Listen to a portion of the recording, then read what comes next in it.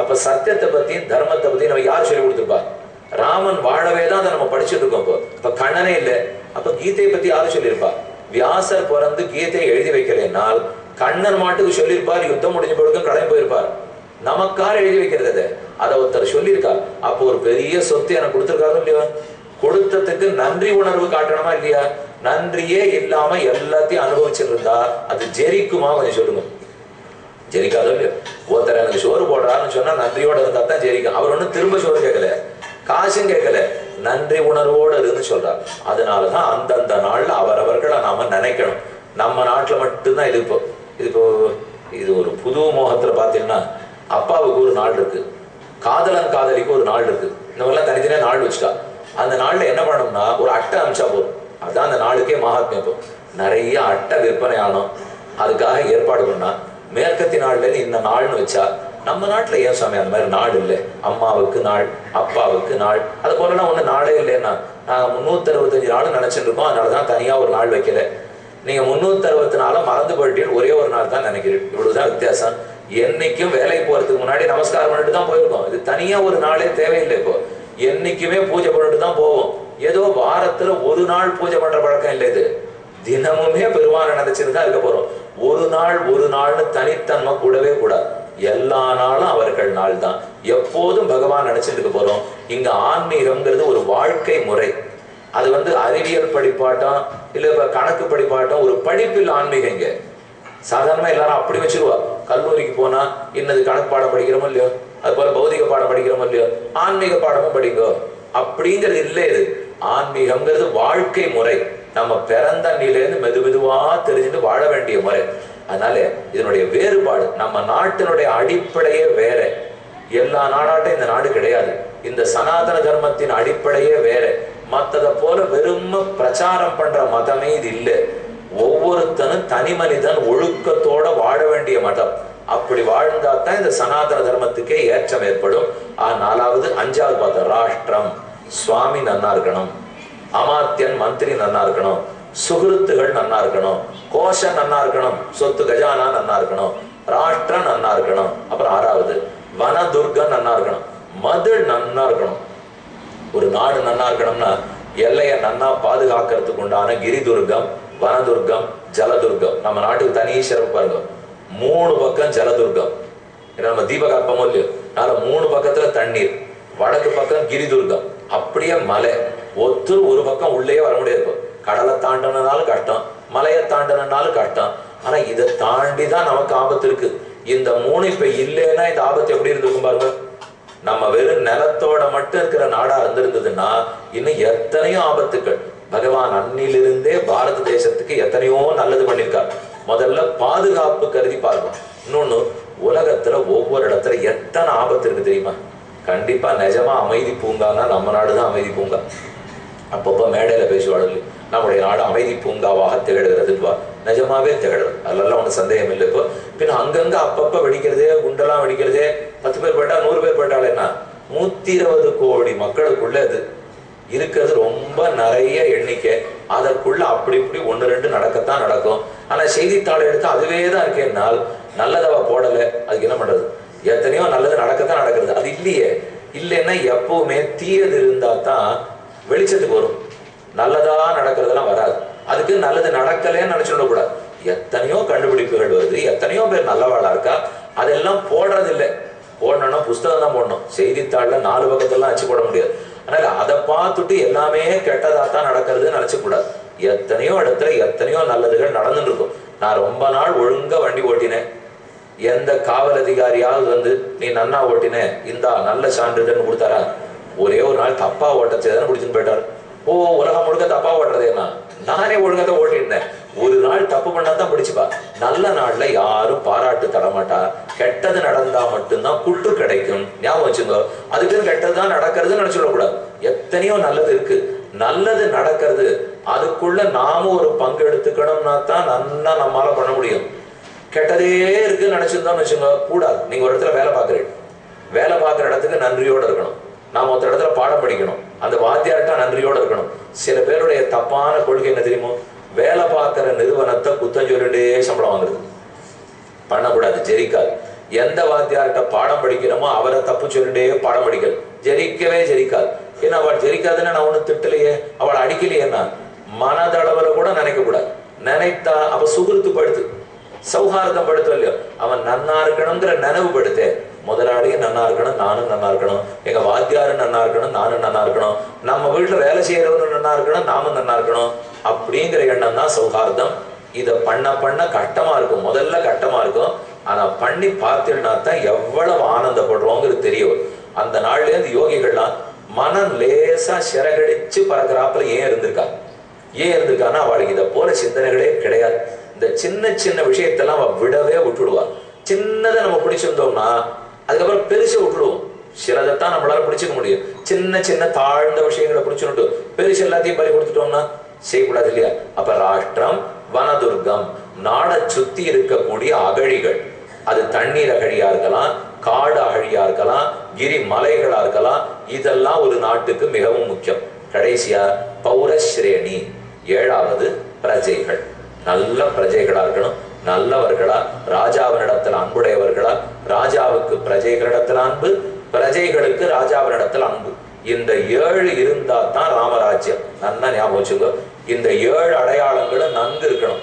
சுவாமி நன்னா இருக்கணும், மந்திரி நன்னா இருக்கணும், சுவாமி நன்னா இருக்கணும், மந்திரி நன்னா இருக்கணும், சுகிருத்து இருக்கணும். அப்படின்னா நல்லெண்ணம் படைத்தவர்கள் இருக்கணும், தனகோஷம் நன்னா இருக்கணும், ராஷ்டிரம் நன்னா இருக்கணும், கட்டி வச்சிருக்கிற மகிழ்ச்சிவர்கள் அது நன்னா இருக்கணும், கடைசியா பிரஜைகள் நலமுள்ளவர்களாக இருக்க வேண்டும். இது இருக்காங்கிறத ராமன் பார்த்துட்டே இருந்திருக்கார். என்ன பண்ணார் ராமன் ராஜ்யம் நன்னா இருந்தது என்னால் இந்த 7ல தான் அவர் கண்ணே இருக்குமா. இதை தவிர மற்றதெல்லாம் அவர் பெருசா கவலைப்பட்டுட்டதே கிடையாது. இந்த 7 ஒழுங்கா இருக்கா, 7 ஒழுங்கா இருக்கா, தான் பிரகாசமா இருக்கார், எல்லாரையும் நல்லவர்களா நடத்திட்டு போறார், தான் மற்ற பேரிடத்துல அன்பு காட்டுகிறார், மற்ற பேர் அவரிடத்துல அன்பு காட்டினார்கள். இப்ப நாம சில சர்க்கங்கள்ல இருந்து பாலகாண்டத்தில் ஒரு 2 சர்க்கம் நேத்தே சொன்னேன். அந்த சர்க்கத்திலேருந்து ராமராஜ்யம் எப்படி இருந்ததுன்னு ஓரளவு தெரிஞ்சிடும். இந்த மேல ஒரு சர்க்கத்தில இருந்து அயோத்திய கொண்டாடுறார், அயோத்தியில இருக்கிற மந்திரிகளை கொண்டாடுறார், அயோத்தியில இருக்கிற குலகுருக்கள் வசிட்டர் முதலான குருக்கள் இருந்தாலும் இல்லையோ அவர்கள்லாம் எப்படி இருந்தாலும் கொண்டாடுறார். அந்த 1-2 விஷயத்தை மட்டும் வாசி காட்டுறேன். இப்ப நம்ம பாலகாண்டத்தின் 5வது சர்க்கத்துல பார்க்க போறோம். அதுலதான் அயோத்தியா எப்படி இருந்ததுன்னு சொல்ல வரார். ஏஷாம்ச சகரோ நாம சாகரோ ஏன காணிதா ஷட்டிபுத்திர சஹசிராணி யம்யாந்தம் பர்யவாரயன் கோஷலோ நாம முதிதா ஸ்பீதோ ஜனபதோ மகான். கோஷல தேசம்னு இதுக்கு பேர். கௌசல்யா ராமனுடைய தாயாருக்கு பேர். கோஷல் தேசத்துக்கு பேர். சா கொஞ்சம் மாறி இருக்கணும். கோஷல ஷான சிவ ஷா, அது கோஷல. கௌசல்யா சரஸ்வதி சா, அது கௌசல்யா. கௌசல்யா அவ பேரு, கோஷல நாட்டுக்கு பேரு. அப்ப கோஷல் தேஷ் அப்படியே அந்த தேசக்கே பேரு. அயோத்தியான்னு சொன்னால் சாக்கேதம்னு ஒரு பேர் உண்டு. அயோத்தியாவுக்கு தான் முதல்ல, வைகுந்தத்துக்கு தான் அயோத்தியான்னு பேர். அபராஜிதான்னு ஒரு பேர் உண்டு. ஜெயிக்கவே முடியாத அயோத்தி. அயோத்தியான்னா சொல்லுக்கு பொருள் என்ன தெரியுமா? யோத்தும் நசக்யா இது அயோத்தியா. அதை எதிர்த்து ஒருத்தரால முற்றுகையிட்டு சண்டை போடவே முடியாதான், எதிர்க்கவே முடியாது. அப்பேற்பட்ட நாடுதான் அயோத்தி நாடு. அபராஜிதா, அது யாரும் ஜெயித்ததே கிடையாது. அயோத்தியா நாமநகரி தத்ராசீன் லோக விஸ்ருதா மனுனா மானவேந்திரேன யாபுரியும் நிர்மிதா ஸ்வயம். இந்த பட்டணத்தை முதல்ல நிர்மாணம் பண்ணது யாரு தெரியுமா? நாடு வெறுமே இல்ல, ராஷ்டிரம்னு பார்த்தோம் இல்லையோ. இந்த உயர்ந்த அயோத்தியை நிர்மாணம் பண்ணதே மனு பகவான். மனுதான் மனு தர்ம சாஸ்திரம் எழுதியிருக்கிறவர். தர்ம சாஸ்திரங்களுக்குள்ள மிகச்சிறந்தது மனு தர்ம சாஸ்திரம். முதல்ல சூரிய பகவான், சூரியன் அதிதிக்கும் காஷ்யபருக்கும் பிறந்தவர். சூரியனுக்கு பிறந்தவர் தான் மனு. அந்த மனு எழுதி வச்சதுதான் மனு தர்ம சாஸ்திரம். நம்ம என்னமோ தப்பா மனு தர்ம சாஸ்திரம் தப்பு தப்பு தப்புன்னு பிரச்சாரம் பண்ண ஆரம்பிச்சிட்டோம். மனு ஒண்ணும் பண்ணல. முதல்ல மனு அந்தணரே இல்லை, தயவுசெய்து புரிஞ்சுங்கோ. அவர் அப்படின்னு நினைச்சுட்டே குத்தம் சொல்லிட்டு இருக்கோம். அவர் க்ஷத்ரியர். அவர் பிறந்தது ராமனுக்கு மூதாதையர். அவர் ஒரு க்ஷத்ரியர். அவரை பிராமணர்னு நினைச்சிட்டு மனு எப்படி எழுதிட்டார்னா அவர் பிராமணனே இல்லை, அவர் மனு. அவருக்கு தேவையெல்லாம் சத்தியம் வாழணும், தர்மம் வாழணும், ஜனங்கள் எல்லாம் நன்னா இருக்கணும். அந்த மனு தான் தன்னுடைய மனசால் சங்கல்ப சக்தியால இந்த பெரிய பட்டணத்தையே நிர்மாணம் பண்ணாராம். அயோத்தியா பட்டணத்தை சரையூ நதி கரையிலே மனு நிர்மாணம் பண்ணார். ஸ்ரீமதி த்ரீணி விஸ்தீர்ணா சுவிபக்த மகாபதா ராஜமார்க்கேண மகதா சுவிபக்தேன சோபிதா. அந்த நாட்டை நிர்மாணம் பண்ணச்சு வீதிகள்லாம் அழகா பண்ணாராம். எங்கெங்க மரம் இருக்கணும், தோப்பு இருக்கணும், துறவு இருக்கணுமோ, தோட்டம் இருக்கணுமோ பண்ணிட்டாராம். எவ்வளவு தூரத்துல காடு இருக்கணுமோ வச்சுட்டாராம். அப்படி பார்த்து பார்த்து அந்த நகரத்தை நிர்மாணம் பண்ணியிருக்கார். இன்னைக்கு நாம ஒரு நகரம் அப்படின்னு ஏற்பாடு பண்ணுவா, ஜனங்கள்லாம் வந்துடும். அதுக்கப்புறம் கூட தண்ணீர் கிடைக்காதுங்க, மின்சாரம் இருக்காது, கழிவு நீர் தொட்டி இருக்கவே இருக்காது. அதுக்கப்புறம் போராடி அங்கேருந்து வாங்கிட்டு வரணும். அது அங்கங்க நகரம்னு உருவாயிடும். அதுக்கெல்லாம் ஏதாவது சான்றிதழ் இருக்கா, ஏதாவது பண்றாளா ஒன்றும் தெரியாது. நேற்று வரைக்கும் குளமா இருந்திருக்கும், குட்டையா இருந்திருக்கும். நாளை காலத்தால பார்த்தா குட்டை நகர் அப்படின்னு போட்டுவா. அது நேற்று வரைக்கும் கொட்டையா இருந்ததுன்னா என்ன ஆகும்? எப்ப மழை பெஞ்சதுனாலும் வீட்டுல முட்டி அளவு ஜலம் நிற்கும். அந்த மாதிரி மாத்துறது இல்லை. இப்போ ஒரு நகரங்கிறத ஸ்தாபிக்கணும்னா மக்களுக்கு துன்பமில்லாத ஸ்தாபிக்கணும். அதற்குரிய வீட்டு வசதிகள் அத்தனை இருக்கும்படிக்கு ஸ்தாபிக்கணும். ராஜா தாம் து ராஜா தசரதா மகாராஷ்டிர விவர்தனா கபாட தோரணாவர்த்தி சுவிபக்தான் பராயணம். அது பல மன்னர்களுக்கு கழித்து தசரத மன்னன் ஆண்டு வந்தார். 60,000 வருடங்கள் ஆண்டார். அந்த நாட்டின் சிறப்பை மேல பார்ப்போம். ராஜவர்ணனை தசரதன் எப்படி நாட்டை ஆண்டிருக்கார். நாடு ரொம்ப நன்னா இருக்கு. வெறும் இடம் நன்னா இருந்தா போருமா? ஆள்றவன் நன்னா இருக்கணும் இல்லையோ? தசரதன் எப்படி ஆண்டு இருந்தார்னு சொல்றார். இதுதான் நீங்க நன்னா கேட்டுக்கணும். ராஜாக்கள் எல்லாருக்கும் இந்த குணம் வேணும், இருந்தா ராஷ்டிரம் நன்னா இருக்கும். சரி சுவாமி, இப்ப நாங்க எந்த ராஜா இங்க உட்காந்துருக்கார் இல்லையேன்னா குடும்பத்துக்கு ராஜாவும் ராணி இங்க எதனா இருக்கு?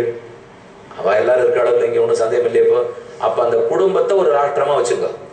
ராஷ்டிரத்தை ராஷ்டிரமா நினைக்கிறது அப்புறம் என்ன. இப்போ குடும்பம் சேர்ந்ததுன்னா தானே ஊரு, ஊர் சேர்ந்தா தானே மாநிலம், மாநிலம் சேர்ந்தா தானே நாடு. அப்ப கடைசி அங்க அந்த சின்ன பகுதி குடும்பம் தானே. அந்த குடும்பத்துக்குள்ள ராஜாவ ராணி எப்படி இருக்கணும்னு பார்ப்போமே. இந்த எண்ணம் எல்லாம், இந்த நல்ல குணம் எல்லாம் நம்ம குடும்பத்துல நம்ம பயன்படுத்தலாம். அது பண்ணினா தானே ஊர் நல்லா இருக்க போறது, ஊர் நல்லா இருந்தா நாடு நல்லா இருக்க போறது. அதனால அடிப்படையில சொல்றார், தஸ்யாம் புரியாம் அயோத்தியாயாம் வேதவித் சர்வசங்கிரஹா தீர்க்கதரிசி மகாதேஜாக பௌரஜான பதப்பிரியா இக்ஷ்வாகூணாம் அதிரதா யஜ்வா தர்மபரோ வசி. ஒரு 10-15 நல்ல பண்பு தசரதனை பத்தி சொல்லப்பட்டிருக்கு. நிதானமா கேட்டுக்குங்க. யாரும் இப்ப பதட்டப்பட்டு இதெல்லாம் கிட்டக்கே போக முடியாது போட்டிருக்கே அப்படின்னு நினைச்சுட வேண்டாம். கொஞ்சம் கொஞ்சம் நம்ம குடும்பத்திலையும் கடைபிடிக்கலாம். முதல்ல வேதம் சொல்லிருக்கும் கருத்தில் நம்பிக்கை உடையவன். ஆரம்பமே அங்கதான். ஆகவே நாம எதன் அடிப்படையில வாழ்ந்துட்டு இருக்கோம்னு கொஞ்சம் புரிஞ்சுப்போம். இப்ப வேலை கொடுத்திருக்கிறவர், சம்பளம் கொடுத்திருக்கிறவர் அடிப்படையில நம்ம வாழல. இந்த தேசம் சனாதன தர்மம் வேத வேதாந்தத்தின் அடிப்படையில் தான் உருவாக்கப்பட்டிருக்கு. பகவான் உலகத்தை சிருஷ்டிக்கிறார் இல்லையோ? இந்த விஷயம் கொஞ்சம் கட்டமா இருக்கும். நான் முந்து உட்காந்து கட்டுங்க புரிஞ்சுக்கலாம். ஏன்னா இத்தனை கதை சொன்னேன் இல்லையோ? அப்ப கொஞ்ச நாள் கொஞ்சம் கட்டமானது நீங்களுக்கு கேட்டுக்க தயாராத்தானே இருக்கணும். அதாவது ஒரு சொல் இருக்குன்னு வச்சுக்கோமே, இது ஒரு கண்ணாடி தானே. இதை போல வேதத்துல நிறைய சொல் இருக்கும். விஷயத்துவ ஜேத்வா வாயவஸ்தோ வாயவஸ்தேவோ சீதா பிராப்பேது சிரேஷ்டதமாய கர்மனை, ஏதோ பெரிய வேத வாக்கியம் நிறைய சொற்கள்லாம் இருக்கு. அந்த சொல்ல கொண்டு பொருள் இருக்கு. அப்படின்னா கண்ணாடிங்கிற சொல், இது கண்ணாடிங்கிற பொருள். தங்கம்ங்கிற சொல், இதோ தங்கம் மோதிரங்கிற பொருள். பூங்கிற சொல், பூங்கிற பொருள். இப்படி அந்தந்த சொல் வேதத்தில் இருக்கு. அதுக்கு பொருள் இருக்கும் இல்லையோ? ஒண்ணு நீங்க யோசிச்சு பாருங்க. முதல்ல பொருள் பிறந்து அந்த பொருளுக்கு சொல் வைக்கப்படுமா, பேர் வைக்கப்படுமா, அல்லது முதல்ல சொல் இருந்து அதன்படிக்கு பொருள் படைக்கப்படுமா? இந்நிகழ்ச்சி ஸ்ரீராம